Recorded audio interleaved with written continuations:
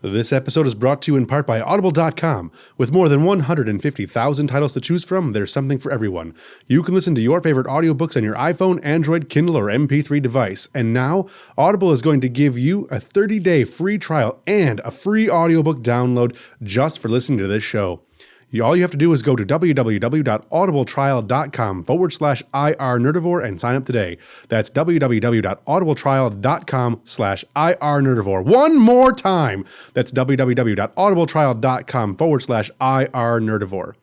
Additional funding is provided by GeekFan Expo, uniting geeks in 2014. You can learn more at www.geekfanexpo.com and by the support of listeners like you. This show is intended for all audiences, but some content may not be suitable for all listeners. Listener caution is advised.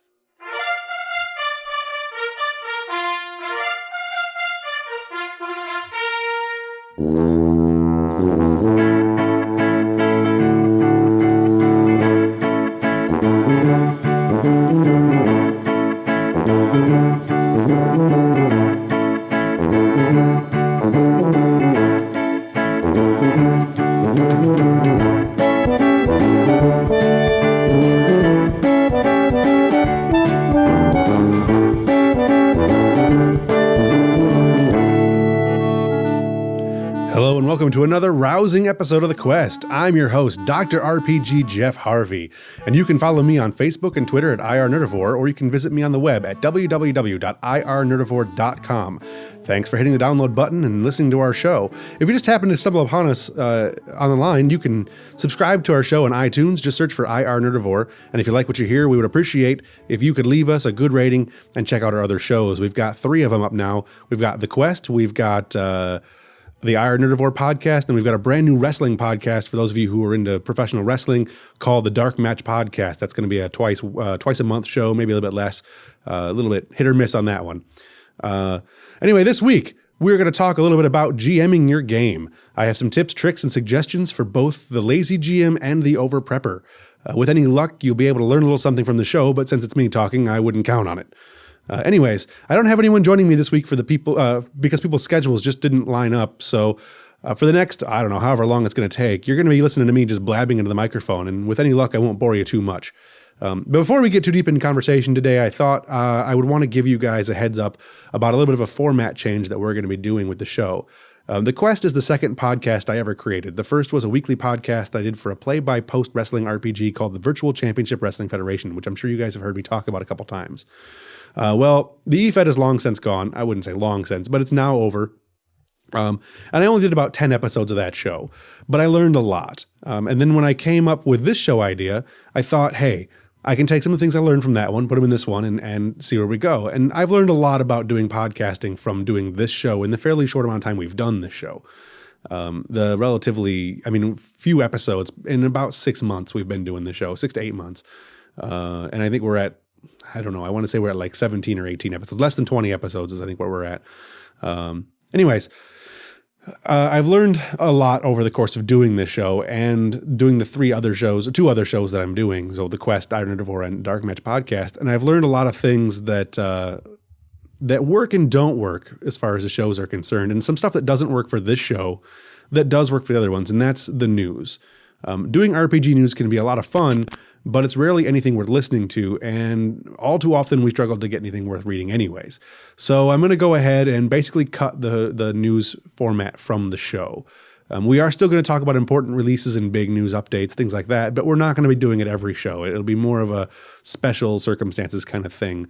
And nobody really wants to know what somebody's Kickstarter is anyways, and that's basically what we were doing. So if I'm wrong and you guys want to hear the news, you really like the news segments, give us an email. Let us know. It's podcast@ironnerdivore.com, or, we've got the voicemail system online, or just however you guys want to get a hold of us. Leave a comment in the section, in the comment section on the website for the show. Catch us on Facebook. We're on Google+, Twitter, however you guys want to get a hold of us. Let us know that you want us to keep the news. Otherwise, I'm cutting it out. It's not that much fun. And with any luck, it'll allow us to talk a little bit more in depth about some of the things that we're talking about in our shows. I know some of our episodes are a little bit, I guess the term I would use is underwhelming. We get really deep into some topics and then we just kind of gloss over other ones. And I want to delve more deeply into the topics that we talk about. Anyways, with that in mind, let's go ahead and get the show underway. I'm going to start with what exactly is a GM, a game master? And the literal definition here, well, I don't know what the literal definition is, but the definition that I'm going to go with is a game master is the author of a novel, the director of a movie, the teller of tall tales. He or she guides the story and controls the gaming session, describes the events taking place, and decides the outcomes of what the player's decisions are. The game master is basically the person who provides the setting through the cunning use of non-player characters, NPCs, random encounters, and so on and so forth, and a general state of the gaming universe as a whole, the world that you're playing in. Basically, a GM is the engine that you would build your game on, build and run, kind of like the WoW engine or the Quake engine for online games. A GM runs a game based on published gaming worlds with maps and histories and stories already in place, kind of like World of Darkness or Dungeons and Dragons, or they can build their own world and setting and let their players live out their original stories, not just the player's original stories, but the GM's original stories. You don't have to rely on somebody else writing everything for you. There really isn't a better way to doing it. There's what I prefer, which is I prefer to write my own stories, although I do use a lot of World of Darkness stuff. Like when I run my WoD games, I generally run them as a conglomeration of both the original World of Darkness setting material and my own take on things. And I think it adds a lot of flavor to the game that you wouldn't otherwise get just doing what they wrote or just doing what you wrote. And it gives people a lot of reference. And we'll talk about a little bit more about making things easier for yourself as a GM in one of the later sections of the show today. Generally speaking, though, you need to be able to maintain game balance. You need to have a lot of, I don't know what the term really is. A good GM draws the players into the adventure and allows them to really enjoy the game. You provide them with an opportunity for everybody in the game, including yourself, to have a really good time. And to be a good GM, you kind of have to have a quick mind, sharp wits, and a rich imagination. Without those things, you kind of, you can fall flat, and you don't want to do that. You also need to maintain, like I said before, game balance. Hideously overpowered monsters can be really not fun for the players, and hideously powerful players can be really not fun for you. So you've got to maintain that balance as best you can, and it can be tough sometimes. But generally speaking, there are 4 major hats, quote unquote, that the GM needs to be able to wear during gaming, and the first one is author. The GM plans out and sometimes loosely the plots for the story on which the player characters are going to be the protagonists. You also put together the setting, populate the world with antagonists and other NPCs like, peasants and whatnot. And you create all the necessary backgrounds, motivations, and plans and all the resources you need to be able to run the game. It's all on you. All the players do is bring themselves. You have to bring pretty much everything else. If it's part of the world, it's your part of the world. Another thing, the second hat that you need to wear is the director's hat. While playing with other players, typically the PCs will control you'll have players controlling their characters. And they're only controlling the action of one person. So you have to decide the actions of everything else. And I mean literally everything else. Entire towns, herds of animals, weather, literally anything that the PCs don't directly do is your responsibility as a GM. And it's a lot to handle. But with some tips and tricks, you can learn to do it fairly effectively, and the PCs will fill in the gaps for you. The GM may also choose to play an NPC that travels with the party, but this may occasionally be open to some abuse, since the game master having a quote-unquote pet NPC sometimes compromises his neutrality and affects the balance of the story. You're also risking getting into a Mary Sue type of mindset, and that's a really, really bad thing to do. Do not Mary Sue for your PCs. Just don't do it. There's nothing that will get there's very few things that will get your players out of the game faster than if you're the hero of your own story. So don't do it.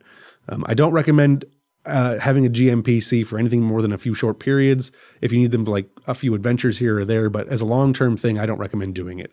Unless the story really calls for it. I mean, I've had some instances where I've had some NPCs that are going around with the party, but they're really more background characters. They're usually subservient to one of the PCs, as opposed to being equals. So that is an option. But again, like I said, I don't recommend GM PCs really if you can avoid them at all. The next hat you got to wear is the referee hat. In most tabletop RPGs, the rules are there to help resolve conflicting situations and avoid the classic, cowboys and Indians bang you're dead, no, you missed me, blah, blah, quandaries and crap that you get. As the GM, you need to be able to you need to be able to know the rules fairly well of the game you're running, and you need to be able to make necessary interpretations of those rules in the instance of something fuzzy comes up. A lot of GMs also add house rules in order to cover reoccurring issues or to just provide a different gaming experience. I do this a lot in my D&D games or any D&D or D20 type game, such as Pathfinder. I have entire sets of house rules that I use to make D20 games more fun for me as the GM, and a different dynamic for the players. Most of them are out of the Unearthed Arcana type books. I adjust them a little bit here or there, but either way, it makes the rules fit the type of story that I want to tell and adds those little extra elements that I think make the game a lot more fun for the players, because it's not your standard D&D game. It helps get you out of that hack and slash mindset, and I think that's a really good thing. Anyway, the last hat you need to wear as a GM is the manager hat. And this is probably the least officially ascribed portion of the GMing hats. And thus, a lot of people are taken by surprise by this. The GM typically is the one that organizes the game in the first place, finds the players, schedules the sessions, figures out where to play. And you also sometimes need to act as a mediator. You have to balance the needs and desires of both the group and yourself. And sometimes you may even feel like you have to divine the real desires and indecisiveness of your players, or even their self-delusions. And it can be pretty tasking. All too often, especially among younger players, just getting into gaming, you end up with a power trip type of player or someone that can't make up their mind about what they want to play or what they want to get out of the game. And it can be really tough, again, especially for younger GMs and just getting into the deal of it, to deal with these kinds of problem players. So it's a hat you got to wear, and you really need to be careful and think about it. Every player needs different things, and not all players are going to get are going to fit in every game. Not everybody's looking for the same things out of their game. There's a lot of work that goes into just setting up a game and having it fit together. A lot of the times I set out to run a game with 4 superhero type characters, and by the end I end up with 1 hero and 4 sidekicks. Don't be afraid to focus the game on 1 or 2 great players and let the others find their own place.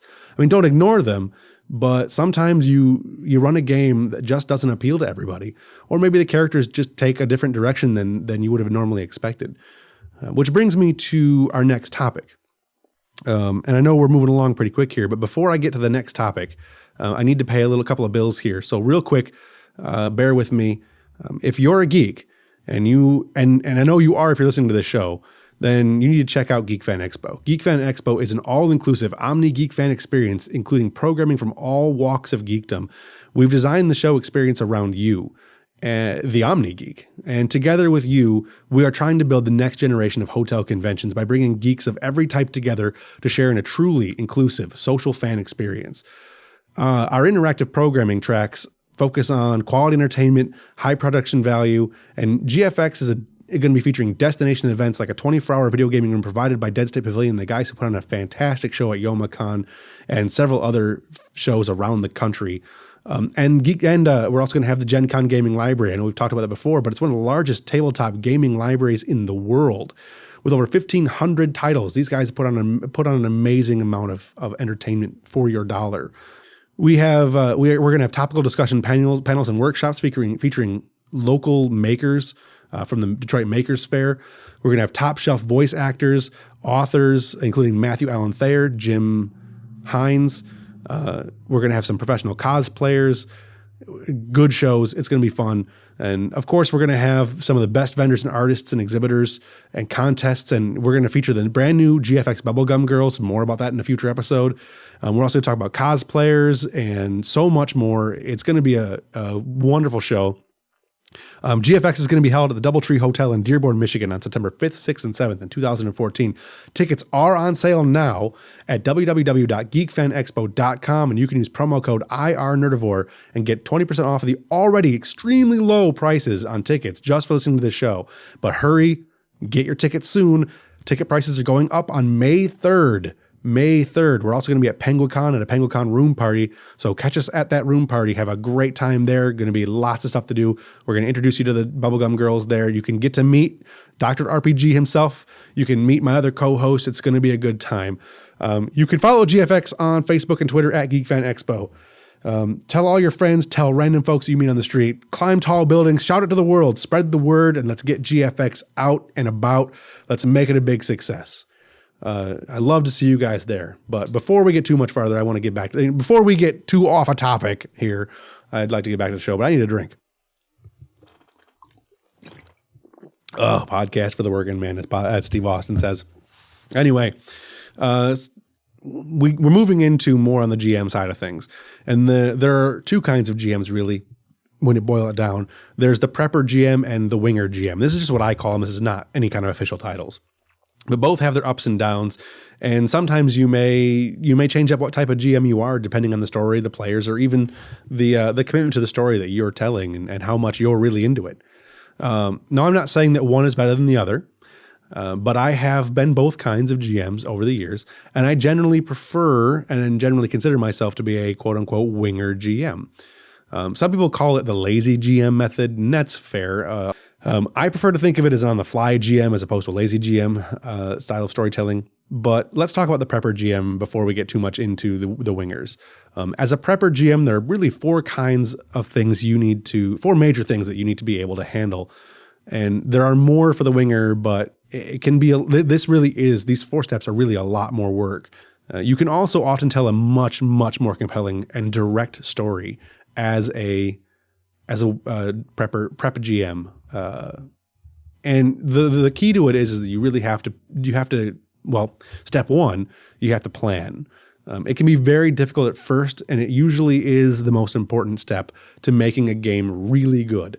A lot of new GMs will try to come up with a story on the fly and maybe make them, I don't know, and it's hard to say, but basically it doesn't work. A lot of GMs, especially new GMs, really can't pull it off. They don't have the experience. You don't have the storytelling ability. Some GMs can do it. Some new GMs can do it, but most can't. It quickly leads to inconsistencies and a loss of direction. Your story ends up suffering. Your players get listless, and you end up with, unresolved stories that never get finished. And trust me on this one, it's happened to me many times. You end up with just a lack of closure so often. Instead of trying to do it all on the fly, you should come up with a very basic, or fairly basic anyway, plot line. Something that your group can easily get behind, like having to investigate a cave for an ancient treasure kind of thing. Sometimes you can easily build on something you can easily build on. Come up with a few different scenarios and tie them all together with an overarching storyline. It's a good idea to plan the forest for the trees. Plan for the forest and not the trees, I should say. Meaning that you really need to plan the overall story and be less concerned with the individual events that may occur in that story. Don't forget that as a GM, it's your job to run the entire world. So try not to get too detail-oriented.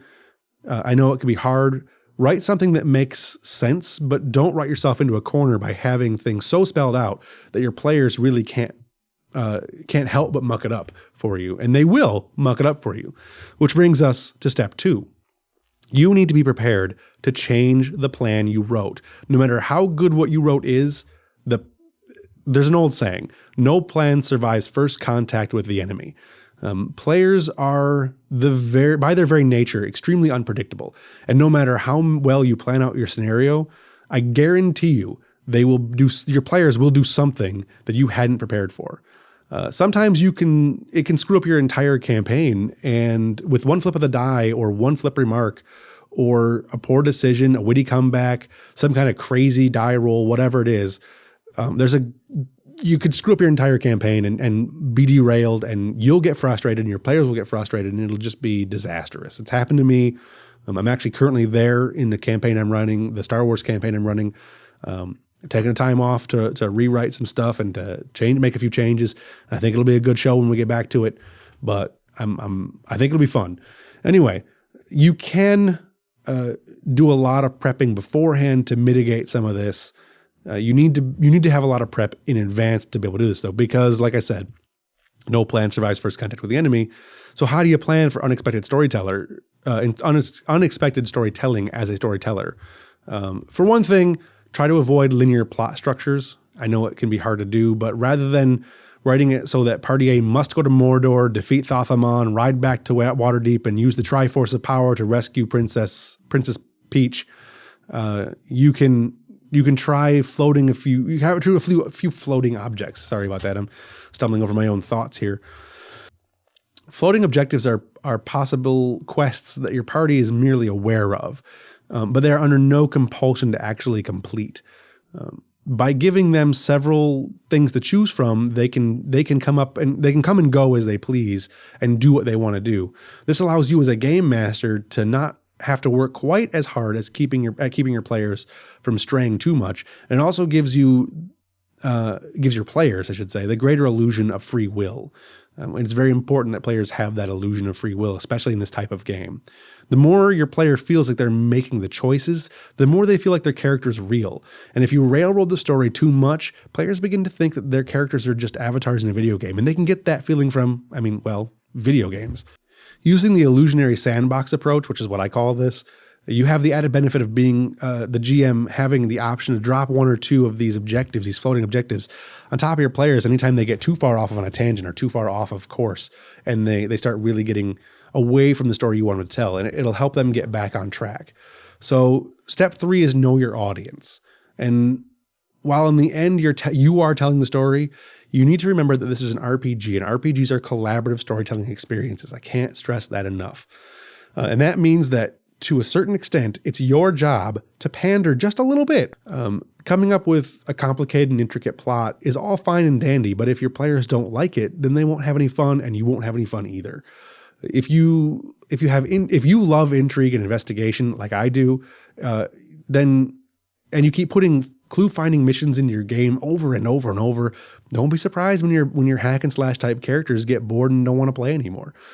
Maybe you really enjoy strategic combat and you always put challenging fights into your game, but your players prefer a more in-depth role-playing and character-driven type of story. You're going to lose a lot of your players' interest, and it's not going to be as much fun for you guys as a whole, and your story's going to falter. You have to be flexible, and you have to know what your players want and talk to them. Different people get different things out of role-playing games, and you need to be able to spend some time getting the sense of what your players really want. Experimentation is always good, but you'll find once you find something doesn't work, don't keep using it. If you're making your players happy, you'll have a good time and they'll have a good time, and it'll make the whole role-playing experience so much better for you and everyone else. There's a great resource in the World of Darkness books, and I think Palladium also has something like this, and I know that Legend of the Five Rings and Seventh Sea do, which is one of the reasons I really love those two games. But it's basically a questionnaire that you have your players fill out, and it helps you really get into the minds of your group and it helps you build a type of game that they're going to want to play. And it gives you the leniency to be able to, that's like, all right, your players want an intrigue game, but maybe half your players, like 60% of your points are, all right, let me do a quick explanation. There's a system called the other 100 points, and this is something from 7th Sea.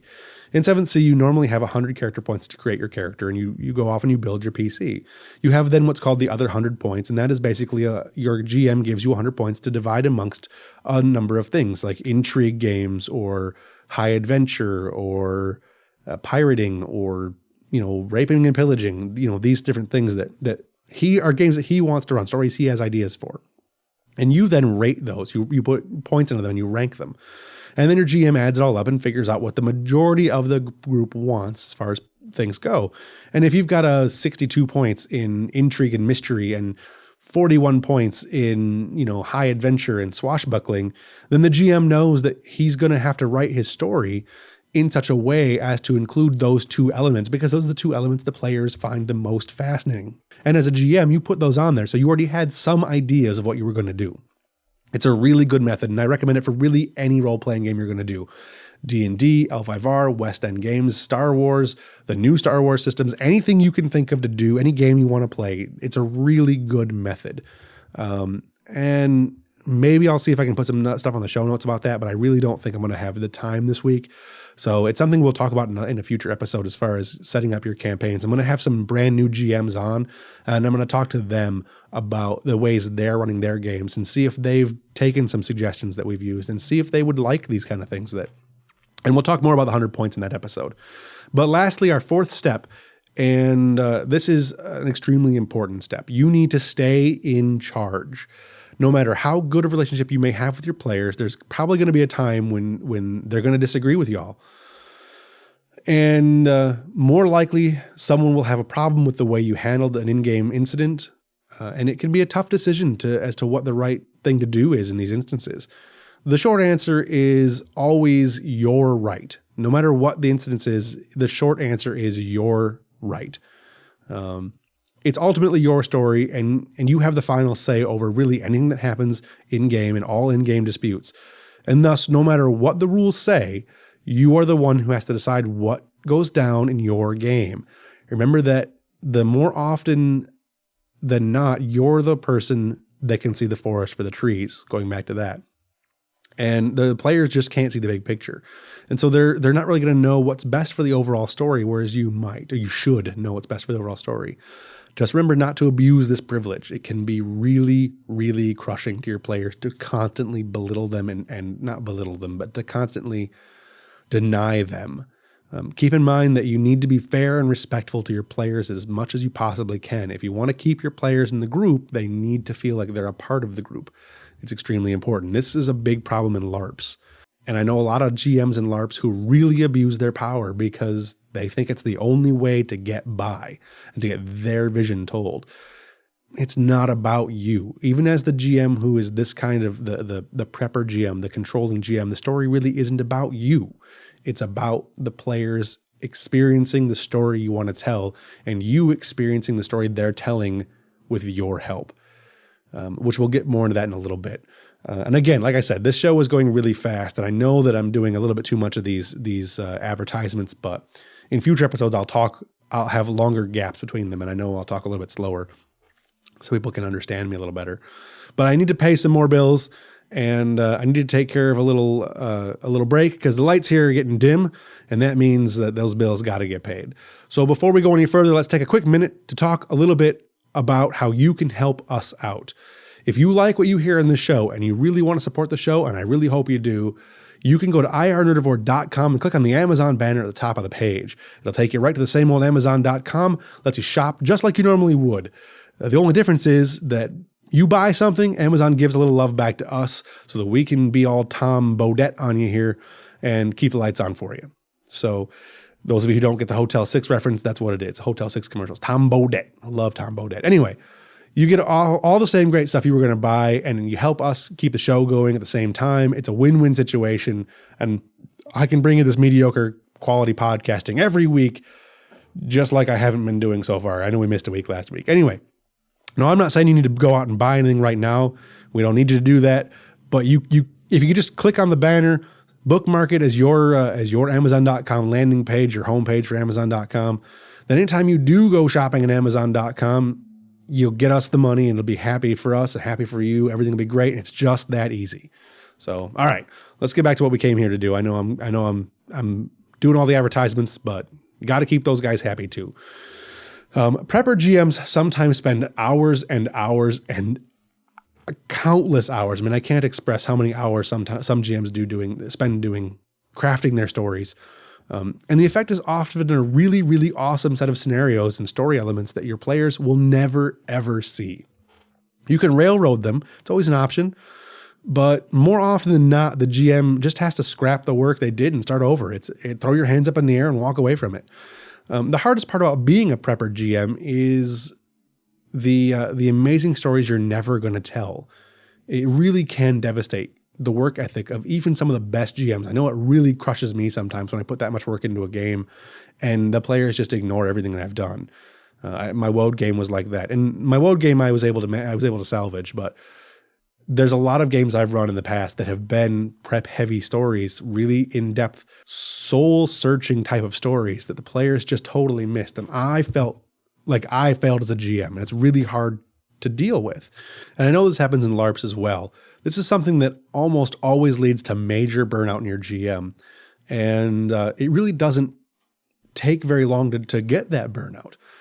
I should say, I'm very heavy-handed in my prep style of stories when I do them.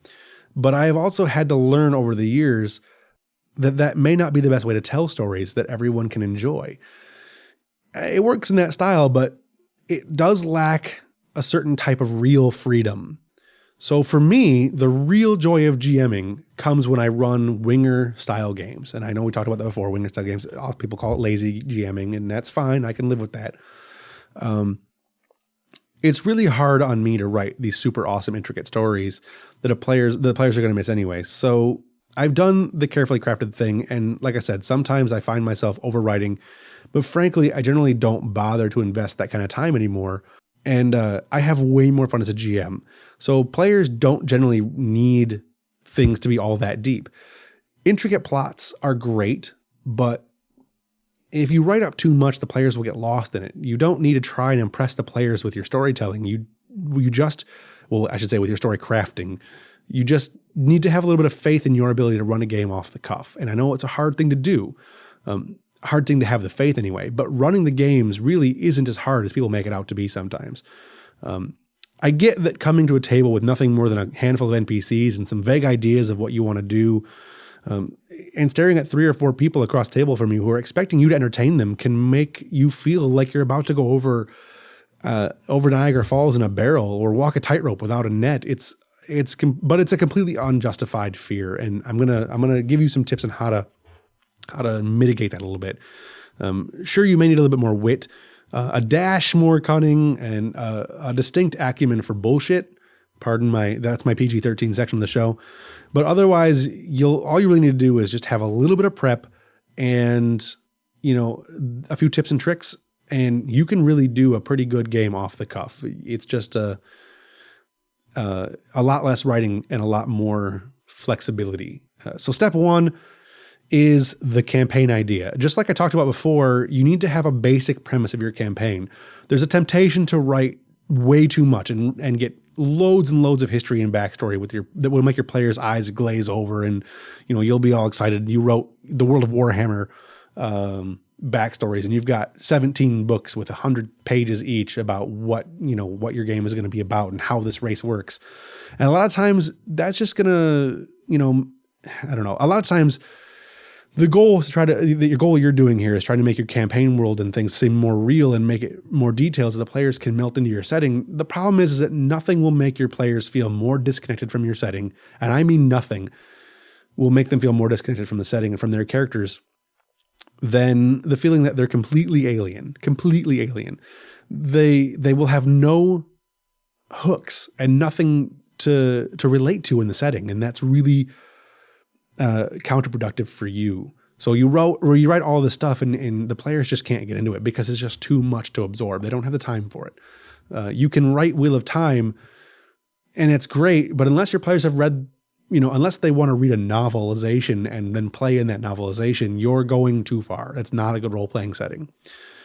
Save yourself the time and effort. Rather than explain all the intricate little details, steal them from other media and something the players are familiar with. Instead of explaining the elaborate politics of your nation and your decadent nobles, explain that, Montaigne, a thing from 7th Sea, is basically Alexander Dumas' Three Musketeers France. It's the Musketeers era, the Man in the Iron Mask, and the French Revolution, but prior to the French Revolution, the Louis the 14th and era, that kind of thing. Explain that, we have a character that's basically Hamlet. He's essentially Hamlet. He's a little crazy. His dad's dead. It's the Count I can't think of the name of the guy I was going to use as a reference, but Hamlet works good. Othello, this guy is basically Han Solo. If you're trying to refer to, let's say, Firefly, and we'll use Firefly as another example here in a minute. Let's say you want to explain to somebody what your Firefly game is. You're going to tell them that this guy here is basically Han Solo, or he's basically Malcolm Reynolds. It's the same guy, basically. I know Nathan Fillion wishes he was Han Solo. So There's nothing wrong with explaining the Iberian nation of Stygia from Conan as basically Egypt, except with, worshiping evil snake gods and committing human sacrifices and, evil, dark, super dark, evil major sorceries and blah, blah, blah. And, all that good stuff, and a lot more topless women. There is obviously more to it than that, but your players don't need to know every little detail right now. Just hook them. And they'll explore more on their own if they want to know more. And you can feel free to inform them that of the things they quote unquote need to know right now as they need to know it. Don't give them too much up front. These things are all basically tropes or, dense little nuggets of information that you can convey by engaging in a common frame of reference for your characters, or for your players, I should say. Go ahead and take things straight out of TV shows, list. I like to go ahead and just list TV shows, books, movies, and things like that players can use to get a frame of mind for the campaign I want to run and the types of stories that I want to tell. You can then establish the premise of your game the same way. This game is basically going to be like Firefly. You guys are going to be smugglers just trying to make a living free from the long arm of Johnny Law. You're going to job to job. Your object is just to keep that freedom that you feel, that wonder that you have from being on your own. Instantly, your players are going to know what kind of people they're going to be role-playing and what kind of campaign you want to run. I mean, as much as I rail on Joss Whedon, I really do love Firefly, and it really is a great, great show. And we'll talk about that in one of the episodes of Iron Nerdivore. But from a role-playing standpoint, if I tell you we're going to run a Firefly-type game, even if I tell you we're running it in Star Wars, you get the idea of what we're going to do. I can tell you we're going to play a Han Solo smuggler game, or I'm going to tell you we're going to play a Rebels game where you're gonna basically be the Rebels fighting the evil empire, or I can tell you we're gonna play a Sith game, and you're gonna get it. These are frame of references that your players are gonna understand. So make sure you do that kind of thing. This is gonna help speed up your getting into the process, and it's gonna help get their creative juices flowing, your creative juices flowing, and it's a really good thing. Which brings us to step 2, which is the plot. You don't really need one. Blank. You don't really need a plot. Actually, you don't even really want a plot. Once you have a premise for the game, you're basically done. If you know the game's premise, say it's Rebels fighting the evil empire, then that's all you should have to write. Don't get too swept up by fleshing out the ways the player characters can thwart the evil empire, because that's their job, not yours. It sounds super lazy, right? That's why it's called lazy GM method or the winger method. I prefer calling it sandbox. This is a legit sandbox. I know before I called it an illusionary sandbox. This is what I refer to, if you guys listen to me talking in other shows, of what a sandbox type of RPG game is. You think of games like Minecraft. You can put thousands and thousands of hours into running a game and building all these things that you want to do and interacting with the world as you want to interact with it. And there is no direct storyline you have to follow, but there is a definitive way to accomplish tasks. This is really this method that I'm talking about is the same thing. It's sandbox. I mean, you're giving the players a blank canvas and then reacting to them as they try to fulfill their character's own goals and motivations, which is very important that they have their own goals and motivations. All you really need to do is figure out who the movers and shakers of your evil empire, quote unquote, are, be it an evil sorcerer, his apprentice, the arrogant military commander, whatever you've got. Give a little extra thought here. This is the one part of the game you really want to put a lot of effort into. Not a lot of effort, but a lot of effort. Give them, your NPCs, personal goals. What do they want? What kind of things will they do in order to get what they want out of the setting? Keep it simple, but do enough that you can feel that you can actually feel the desires of your NPCs, that these are your storytellers. This is how you're going to tell the story to the players. And the more real these characters are to you, and the more their motivations are real to you, the more they're going to be real to the players, because you're going to be able to portray them more realistically and more directly. I suggest writing them up like PCs with character sheets and, bullet points and all that stuff. Do it like an actual character. Go through and make this NPC like you would be making a PC. Get a good feel for them that way. And then write out a few bullet points on an extra page to discuss their personalities, just as a quick reference form for you. Maybe Darth Vader's character has a few motivations, like he wants to kill the Jedi, all of them. And he wants to recover the plans to the secret weapon of the Empire. And he wants to find his long lost son. And, you don't need too much detail. There can be some subtext here, but maybe his loyalties to the Empire aren't really as secure as it seems, or he isn't really aware, like I said, he isn't really aware of his son. And maybe his son is one of the PCs. So that can all be figured out organically throughout gameplay. You don't need to have every single subtext piece written ahead of time. Muse on what kind of things you want them to accomplish and what plans they're going to do and the way they're going to go about doing it. Maybe they'd like to capture a princess who is a secret member of the rebels and torture her and find out where the plans are. Maybe the princess is even one of the NPCs with goals and plans of her own. Maybe it's a PC. You never know. It's all just a matter of telling the story organically. You build your basic plans around things like this. Just like I talked about earlier with the prepper GM, you'll get a few quick scenarios in your mind, but now rather than having your players go from one scenario to another, this way things are always moving and scenarios are always changing in your mind based on what the PCs are doing. Let me warn you though, never fall in love with your NPCs. Chances are they're going to die in a painfully anticlimactic way the first chance your PCs get. You can always make another one if you need to. Don't worry about it. As I used to say when GMing the LARP here in town, crunch all you want, I can make more. Remember that the PCs are the focus of the story and not your NPCs. You don't want to fall into the trap of being too attached to your NPC so that your PCs aren't having any real say in what's going on. Step 3 is getting the PCs involved. And this can be a little bit tougher, although it really shouldn't be. Because when it's game time, you show up with your handful of NPCs and their goals, from which you're going to come up with a few quick story hooks. And the next thing you do is basically screw your players by jabbing them with those hooks. And it sounds like a dick thing to do, and you'll find out why I'm considered to be a prickish GM. You need to know your players and their characters. Take a look at their character sheets, see what kind of skills, talents, hindrances, backstories, blah, blah, blah that they have, and use them. I mean, this is a very quick, creative way to fill your needs. The players put those things on there because that's the things that they want to have involved in the game. Let's say your PC has a background where he lives on a farm with his family. Maybe your bad guy sends some troops down to find these plans that have been stolen. Maybe he questions, tortures, or even kills the PC's family. Whoops! You've motivated the guy now. And maybe you have a second PC who's has a disadvantage of enemy. Maybe they're a gangster some kind of money, some large sum of money for some perceived slight. Have one of the gangsters' goons stop by and put some pressure on him, and you can dangle a money-making hook right in front of him. If the PC chooses to take it, great. If they don't, there's consequences for that, and we'll talk about that in a minute. The point is, the players already did a lot of the hard work for you. It's one of the reasons I absolutely love games with disadvantages and flaws. Let the players more or less tell you exactly what they want to have be important to their characters in the story. They did it. They wrote these characters. They know what they want in their hearts. We talked about the other 100 points. Well, this is very similar. They've got skills. Those are the skills they want to use. They've got disadvantages. Those are the things that they want to see affect their character.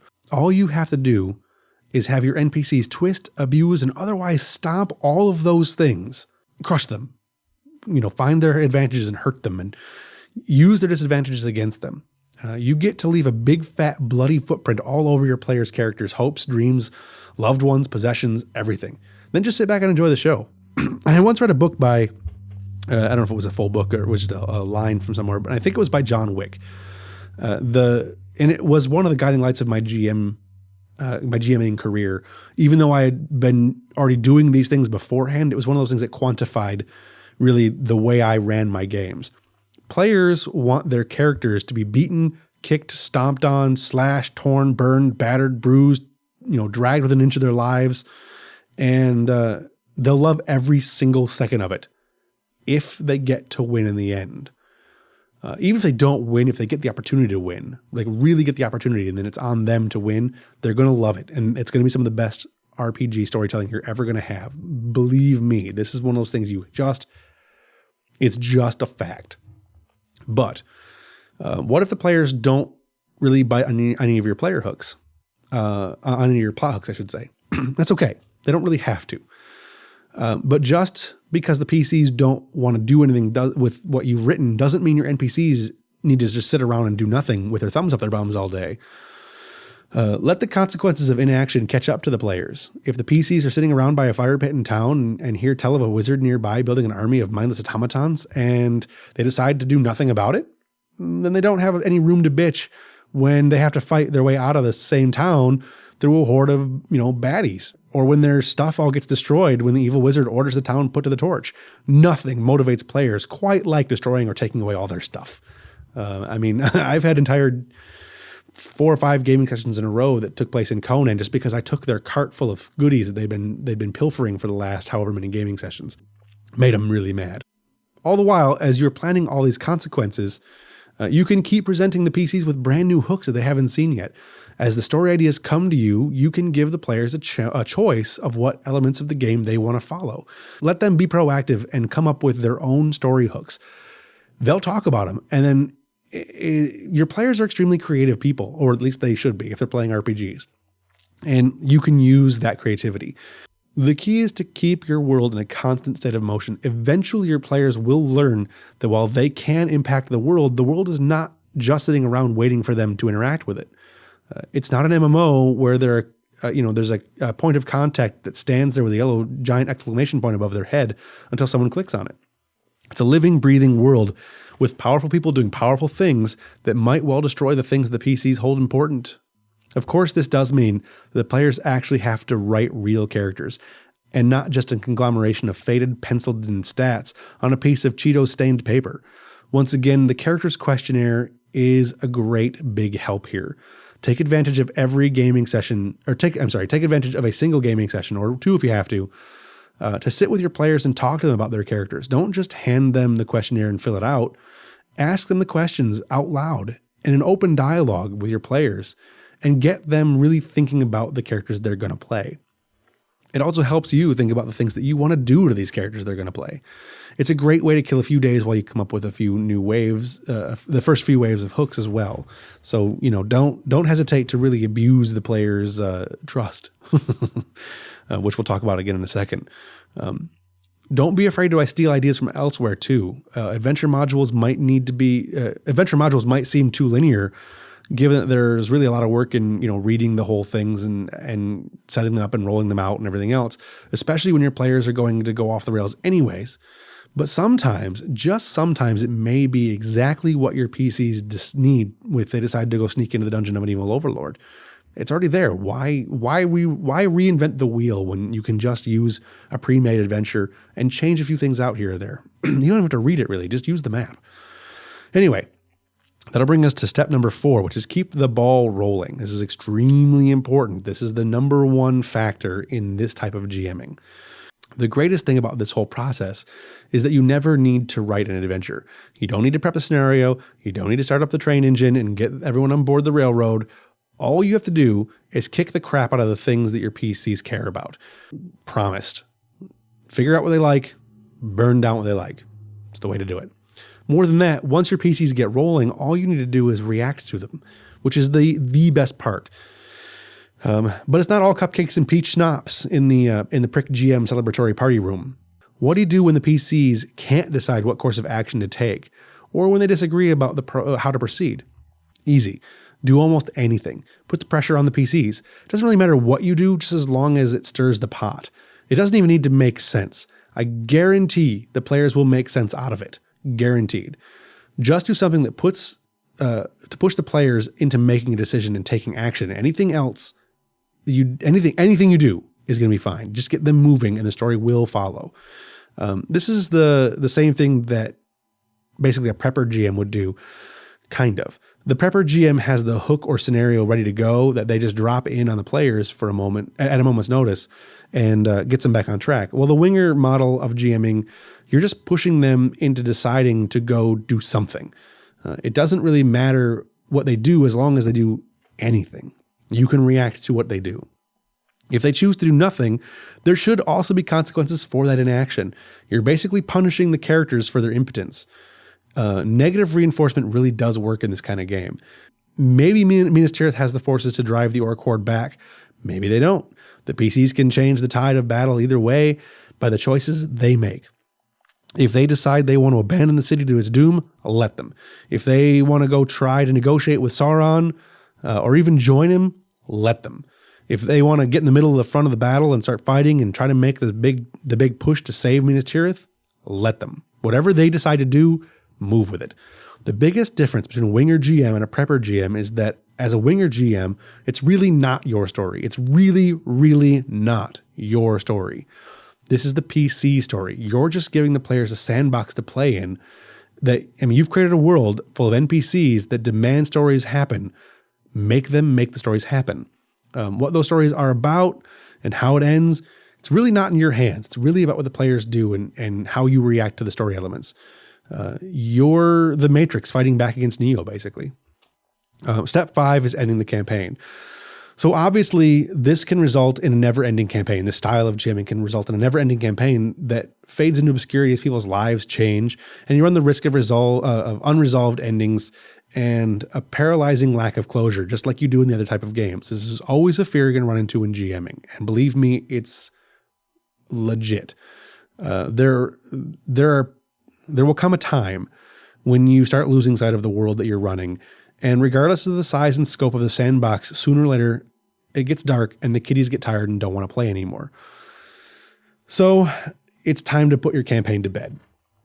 This can be a tricky thing to do, especially in this type of campaign, in the winger type of storytelling.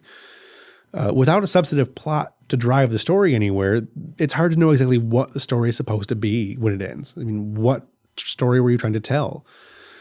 There's things you can do to escalate conflict towards a resolution, obviously, so long as the players still have any kind of goals left.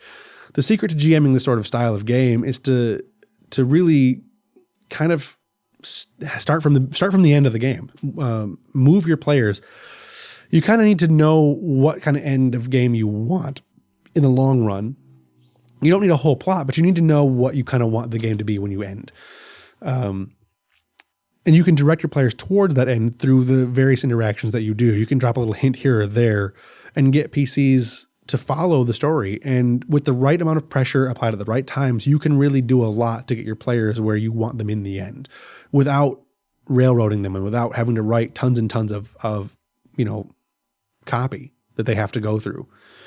The final showdown should always be a do or die chance for the characters to obtain their most difficult or long-term goals, or to stop the NPCs from obtaining their most difficult and long-term goals. It needs to be that epic once-in-a-lifetime moment where the stars align just right for them. If they need to recapture the Lost Throne, they've gained an army throughout the course of their campaign. If they want to find a mythical lost treasure, let them be contacted by a scholar or having put together a map throughout all of their gaming sessions previous.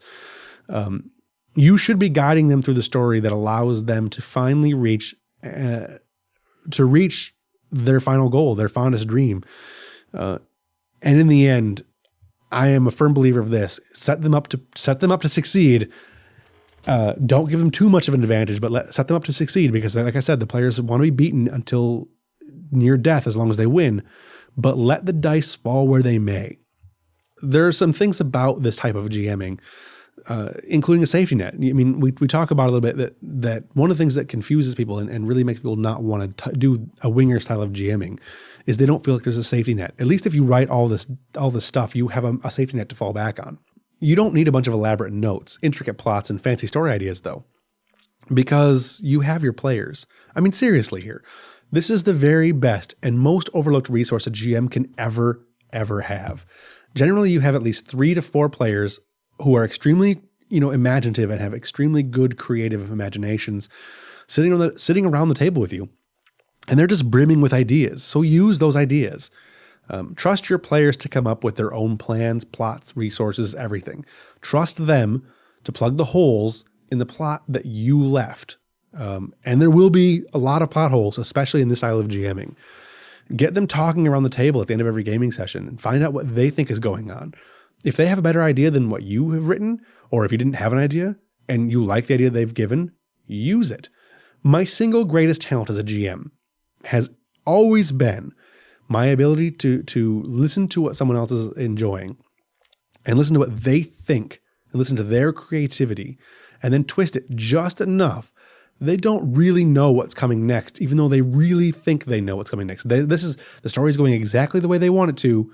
And then at the end, just a little bit of a twist, and it really can either stick to the players or really get a wow reaction out of them. If you get stuck, ask them what they think. Just flat out ask them. Just get the ball rolling. As a GM, you want your players to trust you, and that trust should go both ways. You have to trust them. There are a few ways to build this trust in players so that you can have this resource available for you. And the easiest way to do that is to say yes. There's a saying in gaming, say yes or roll. It's really good advice. Remember that your job as a winger GM is to keep the story moving at all costs. If something your players say sounds really good, say yes to it. Yes will always move the game forward. When a player asks a question, it's because they have something in mind. If they ask if the bridge is made of wood, chances are they have a plan in mind that requires the bridge being made of wood. Saying yes lets those players keep that momentum going and basically does the work for you. So it lets you keep the game moving forward with doing minimum amount of work on your end. You can always and keep the thoughts on the next step ahead. You want to always be a few steps ahead of your players if you can.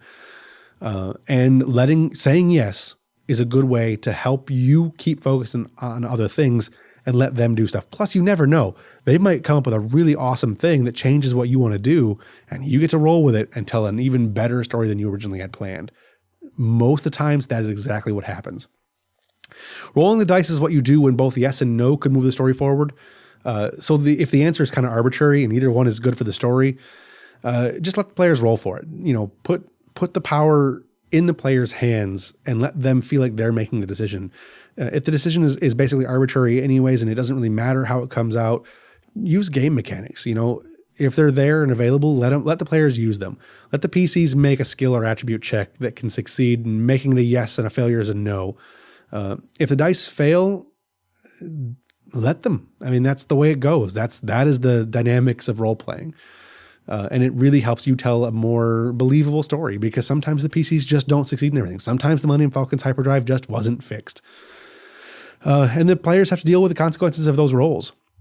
Another option for this, though, and one that I really prefer, although dice rolling is, of course, a key element, is to have a drama die or story point type system where the PCs have the opportunity to spend or flip or use or whatever, or give up some kind of thing to basically put the storytelling in their favor for just a minute in some small way.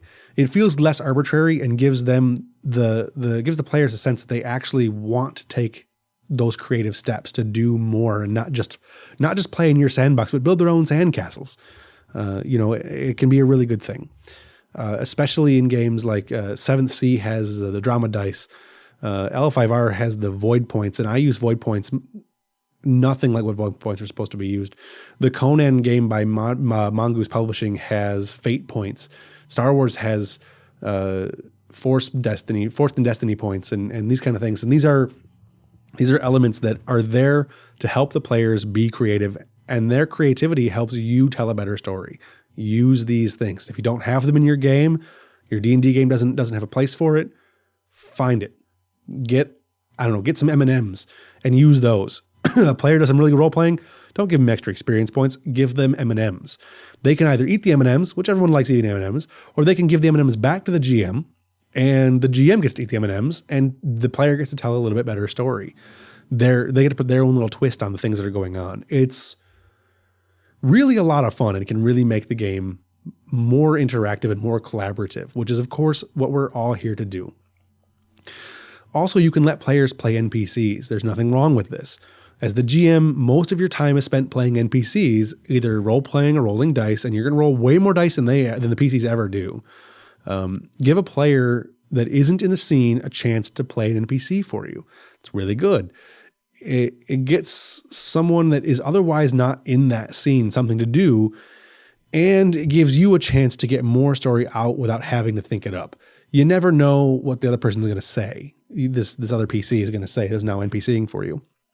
You don't know how they're thinking necessarily. And you just give them a list of bullet points of things that these are what you need to accomplish. Here's the things you're willing to do.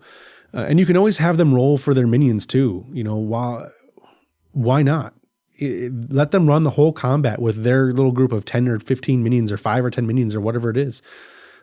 You can always overrule anything they do if you're afraid that they're going to send the NPCs into the meat grinder against the PCs. But you'd be surprised at exactly how sadistic a lot of players are going to be when they get a chance to be turned loose on their normal allies. In the end, you need to put it all together, and it all comes down to having a little bit of faith. You need to have faith in your own creativity, and you need to have faith in the desire for your players to want to be a part of that creativity. And for you have to have faith in their creativity, their desire to have you be part of their creativity. You may normally have an adversarial role with your players, but you normally play an adversarial role against your PCs, but your players and you really do share a common goal. And that goal is to have a good time, to have fun, to tell a good story. There will be times when your players whine and complain, and you may think that they just want to walk over every little thing you do for the easy win, but they really, really don't. Like I said before, what they really want is to be beaten and kicked and stomped and slashed, torn, burned, battered, bruised, dragged through the mud with an inch of their lives. And they will truly love every second of it so long as they get a chance to win in the end. They may not even consciously know that that's what they want. Players are a little bit sick in the head when it comes to it. They really want the punishment. They want the challenge.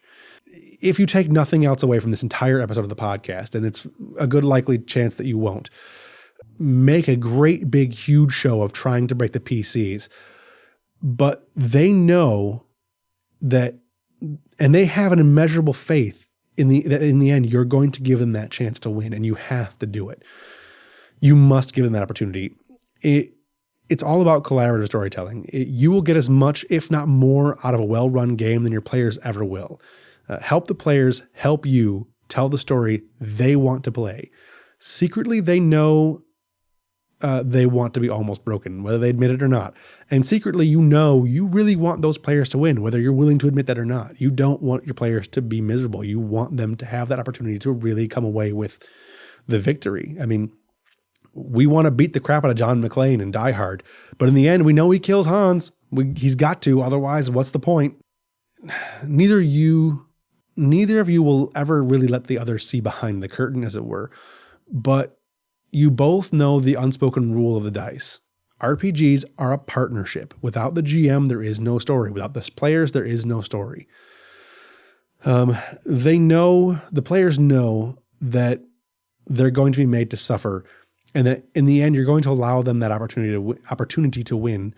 Maybe they'll win, maybe they won't, but so long as they feel like they told a great story doing either, they'll leave the game with a smile on their faces, and you'll know you did the right job. It's a hell of a feeling to be a GM when you get a good story that ends. And honestly, I would much, much rather be a GM than a player any day.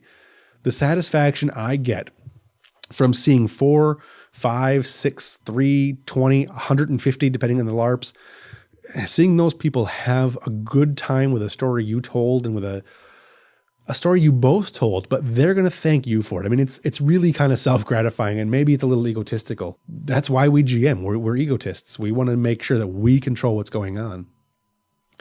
But that rush you get from a player saying, "Thanks, man, that was a great story," there's nothing that compares. I've been part of good stories as a player, and I've been part of great stories as a GM.